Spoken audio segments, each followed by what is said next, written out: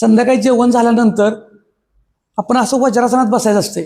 जेवण झाल्यानंतर हे वज्रासनात बसून झाल्यानंतर आणखीन थोडंसं 5 ते 7 मिनिटं, 8 मिनिटं, 10 मिनिटं किंवा 15 मिनिटं शतपावली पण करा.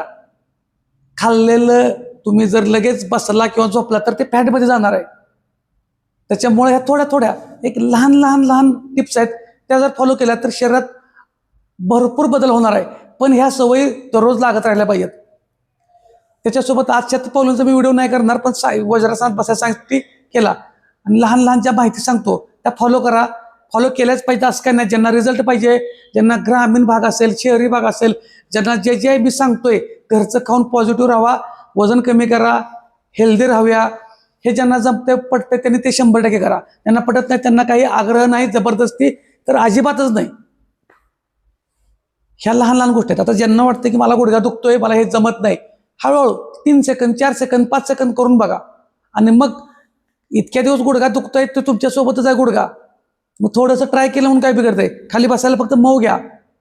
हळूहळू करा. तुम्ही जोपर्यंत स्वतः ॲक्शन घेत नाही, तुम्ही स्वतः पॉझिटिव्ह होत नाही, तुम्ही स्वतः पेटून उठत नाही स्वतःला हेल्दी ठेवायला, तोपर्यंत कोणीही या जगात तुम्हाला बदल घडवू शकत नाही. कोणतंही औषध तुम्हाला या जगातलं हेल्दी ठेवू शकत नाही. तुम्हाला हालचाली केल्याच पाहिजेत. त्या हालचाली फक्त कधी कशा काय करायच्या हे तुमचं तुम्ही ठरवा. तुम्हाला हळूहळू मी सांगत असतोय, ह्याला कारण तर अजिबात सांगू नका.